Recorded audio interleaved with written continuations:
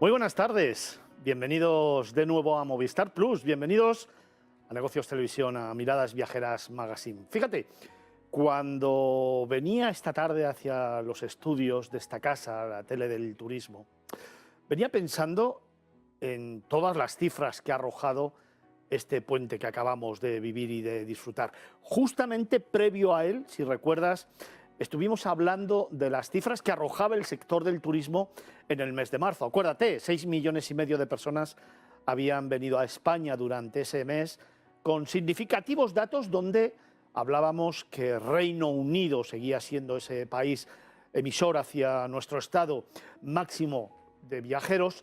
pero que sin embargo países como Alemania o como Francia habían reducido sus llegadas a España. Mercados maduros que siguen consolidando la llegada de viajeros a nuestro país, consolidando el posicionamiento de España a nivel universal y que nos aupa todavía a ese segundo puesto en llegadas de viajeros, tan solo por detrás de Francia, y que esperamos superar allá por el año 2025. Atrás quedan Estados Unidos y China, siguen mirándonos cómo hacemos las cosas. Pero claro, yo en este punto a mí me gustaría parar un instante y reflexionar. Te lo decía justo antes del puente, las cifras, con esos más de 11 millones de desplazamientos por toda España, hacían prever un puente excepcional, hoteles llenos, un incremento de más del 25% en los precios y todo bonanza en el sector turístico. Sin embargo, ya sabes lo que vengo contando desde hace muchísimo tiempo. No es una cuestión de mantener cantidad y de que se nos llene la boca con récords y récords y récords, como pasaba en ejercicios anteriores. Acuérdate, en el año 2019, previo a pandemia, todo el mundo hablaba de esos 85 millones de viajeros que llegaban a España. De hecho, fue la única cifra en la información turística que se dio en medios generalistas. Como siempre digo, al final la prensa no le presta atención al que es el mayor motor de la economía en España. Tan solo algunos medios, los que hacen información sectorial, son los que de verdad apuestan por un sector grande, por un sector que mantiene la economía de España y que, como vengo diciéndote, en el año 2030 se prevé que 9 de cada 10 empleos que se generen estén relacionados con el turismo. España sigue siendo el gran referente a nivel universal y, sin embargo, se nos llena la boca con esos récords basados sobre todo en la cantidad, cuando debería ser la calidad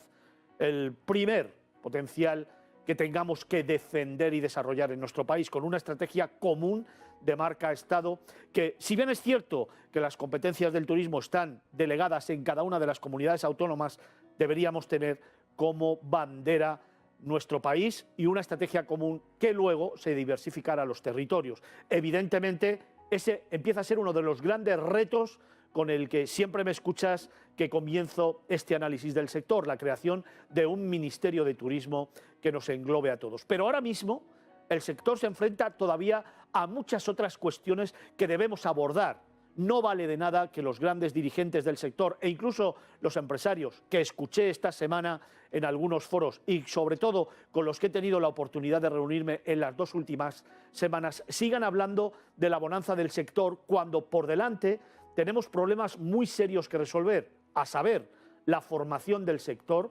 esos 400.000 puestos de trabajo que aún están por cubrir en la hostelería y la hostelería española. También, por supuesto, el reto de abordar la tasa turística, donde cada uno de los partidos políticos y evidentemente nuestro gobierno debería tener una posición. No vale con que nuestra exministra de Turismo vaya diciendo ahora en un programa electoral que es necesario o que sería importante aplicar la tasa turística en Madrid como una de sus grandes propuestas en su programa electoral para la capital de España. También tenemos algunas otras cuestiones muy importantes como la legalización de los alojamientos turísticos, un gran problema que existe en nuestro país y en las comunidades autónomas que hay que abordar de una manera absolutamente clara y, por supuesto, la competitividad.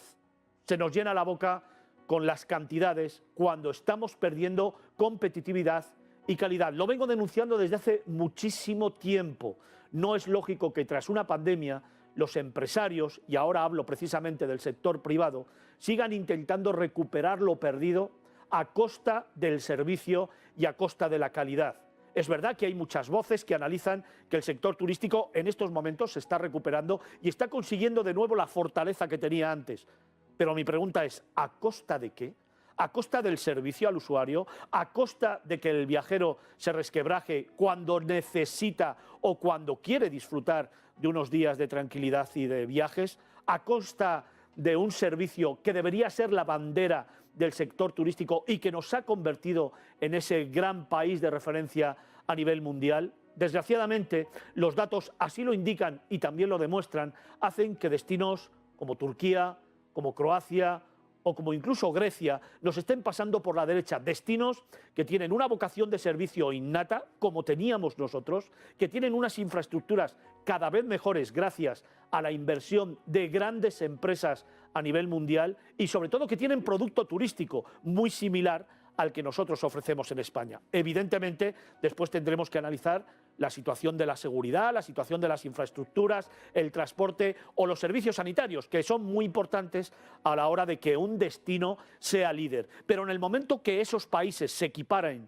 a lo que España ofrece, evidentemente serán mercados muy competitivos, como lo fueron hace ya años y antes de la primavera árabe, los países del norte de África, que en muchas ocasiones nos restaban clientes, nos restaban viajeros por el precio y por el servicio. Ante esta situación, si queremos que España siga siendo líder, siga siendo un ejemplo a nivel mundial, siga exportando conocimiento y, por supuesto, siga siendo como bandera marca país España un referente a nivel mundial, deberíamos todos tener muy claro, empezando por los medios de comunicación, que tampoco le prestamos atención a un sector económico que genera el 14% del PIB directo y el 19% del PIB indirecto. También, evidentemente, a las instituciones, las escuelas y, como siempre digo, la familia, todos los estamentos sociales, deberíamos prestar atención a un sector en el que, para mí, hay todavía un reto por encima de todos: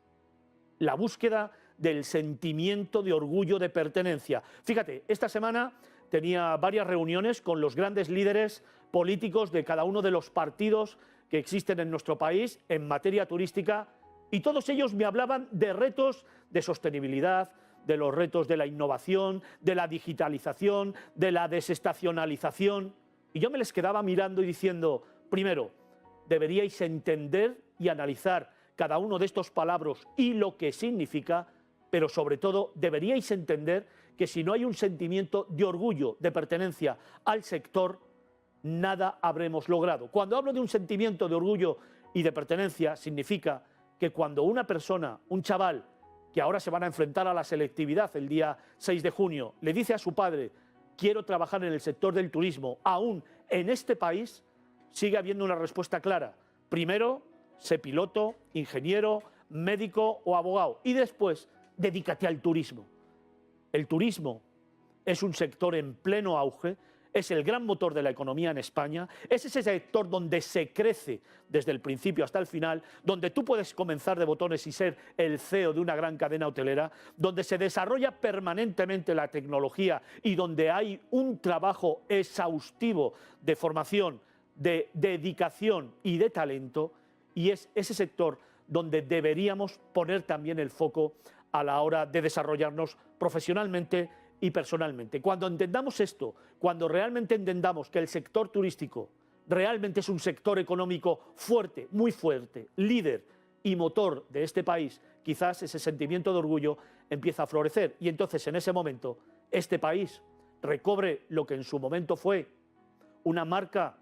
que sobresalía en todo el mundo. Así que instituciones, empresas, medios de comunicación, periodistas, organismos, familia y escuelas, hagámonoslo ver, porque si todos estamos juntos en la defensa de este valor, probablemente pondremos nuestro granito de arena para que España siga siendo líder en las próximas décadas. Comenzamos.